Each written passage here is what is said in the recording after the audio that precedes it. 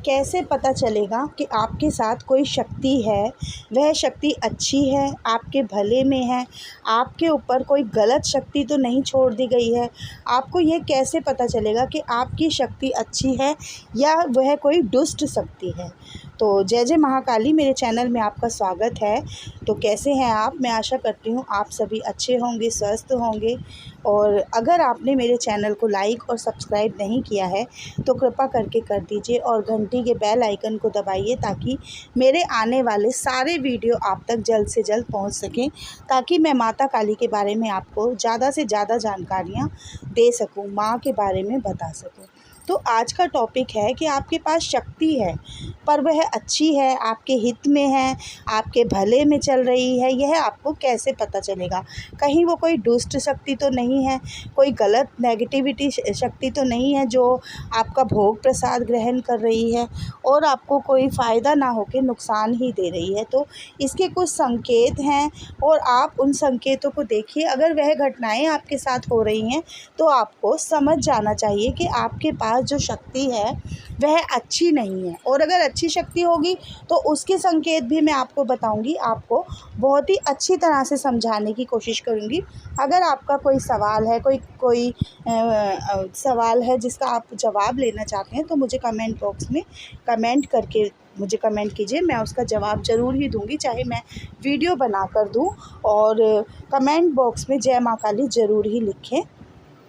जिस भी घर में कोई शक्ति होती है वह आपको अपने होने का एहसास कराती है। देखिए, जब हमारे घर में कोई शक्ति होती है तो वह हमें अपने होने का एहसास दिलाती है। जैसे अगर अच्छी शक्ति होगी तो वह अच्छे कार्य करेगी, हमें पता चल जाएगा कि हमारे साथ कोई अच्छी शक्ति चल रही है। और अगर कोई बुरी शक्ति होगी तो वह अपनी बुरी चीज़ें जो होती हैं, बुरे लोग जो होते हैं वह बुरा ही करते हैं। उनका स्वभाव होता है तो वह उनकी भी घटनाएं आपको पता चल जाएंगी कि अच्छी शक्ति है या बुरी शक्ति है।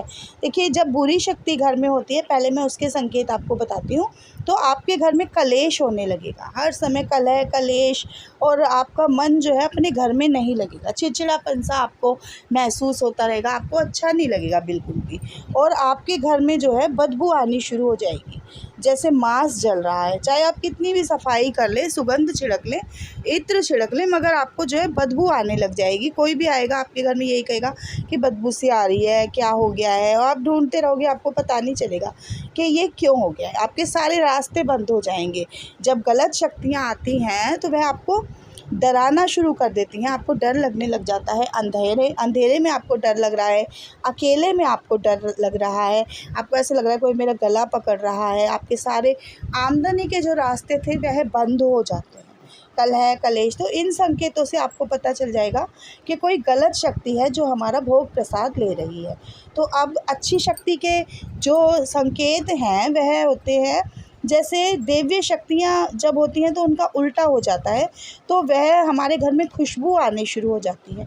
आपने कोई इत्र नहीं छिड़का है, कुछ भी गुलाब, कुछ भी अगरबत्ती वगैरह नहीं जलाई है और आपको खुशबू आ रही है, घर का माहौल एकदम बदल जाता है, सुखमय हो जाता है, आपका मन बहुत खुश होता है, प्रफुल्लित होने लग जाता है, आप खुशी महसूस कर रहे हैं, आपके जो कार्य जो नहीं बन रहे थे वह बनने शुरू हो गए हैं और आपको बहुत अच्छा लगने लग जाता है। आपके परिवार में एक परिवार एक होने लग जाता है। सारे जो सदस्य हैं वह जो आपको पसंद नहीं करते थे, आपकी बात नहीं सुनते थे, मानते थे, आज वह आपकी बात मान रहे हैं, आपका आदर कर रहे हैं।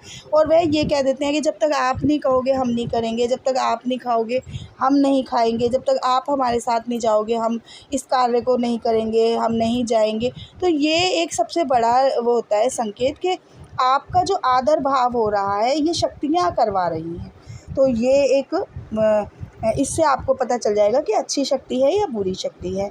और आपको अपनी कुल देवी का दर्शन होने लगेगा, अपने इष्ट देवता के दर्शन होने लगेंगे, गांव खेड़ा के दर्शन होने लगेंगे। अगर आपको ये पता नहीं है कि आपकी कौन देवी है, कौन सा देवता है जो आपसे खुश है या आपका भोग स्वीकार कर रहा है, आपकी उनकी शक्तियाँ आपके पास हैं, तो अगर आपको नहीं पता है तो आपको क्या करना है, 11 रुपये हाथ में लेकर अपने आसन पर बैठ जाइए और प्रार्थना कीजिए अपने मंदिर में बैठकर कि जो भी देवी, जो भी देवता, जो भी कुल देवी या कोई भी देवता, कोई भी देवी या मुझे नहीं पता है, आप जो भी शक्ति हैं और मुझसे प्रसन्न हैं तो कृपा करके मुझे दर्शन दीजिए, मुझे अपने संकेत बताइए, आपके का कहाँ धाम है, आप कहाँ पे विराजमान हैं, ताकि मैं आपका भोग प्रसाद दे सकूं और आपकी कृपा को प्राप्त कर सकूं। मैं आपकी सेवा करना चाहता हूं। तो आपको कहीं ना कहीं किसी भी व्यक्ति के द्वारा आपको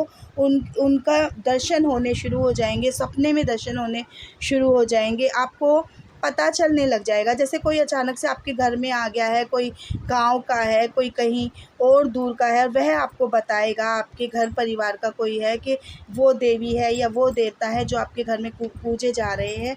आजकल पता नहीं होता कि हमारे कौन कुल देवी देवता वगैरह जो भी हैं, तो आपको मार्गदर्शन आपका हो जाएगा, आपको पता चल जाएगा। फिर आपको उनकी पूजा अच्छी तरह से करनी है, ठीक है, ये आपको करना है। तो वह अपना परिचय आपको दे देंगे। और जिसके साथ अच्छी शक्तियाँ चल रही होती हैं तो घर में तकलीफ़ें ख़त्म होनी शुरू हो जाती हैं। जैसे कोई पुरानी बीमारी चल रही है, वो तो दवाइयाँ आ रही हैं, पैसे खर्च हो रहे हैं, तो वो दवाइयों में जो पैसा खर्च हो रहा था वह बंद हो जाता है और बीमारियां ख़त्म होने लग जाती हैं, कलह कलेश ख़त्म हो जाता है। आपकी बात को मान रहे हैं, आदर आपका शुरू हो गया है। जब भी शक्तियां आपके पास आने लगती हैं तो यह सब होने लग जाता है आपके साथ में। आपको अच्छे बुरे का ज्ञान होने लग जाता है, आपका मन अच्छी अच्छी चीज़ों में लगने लग जाता है और आपका हर जगह पे सम्मान होने लग जाता है।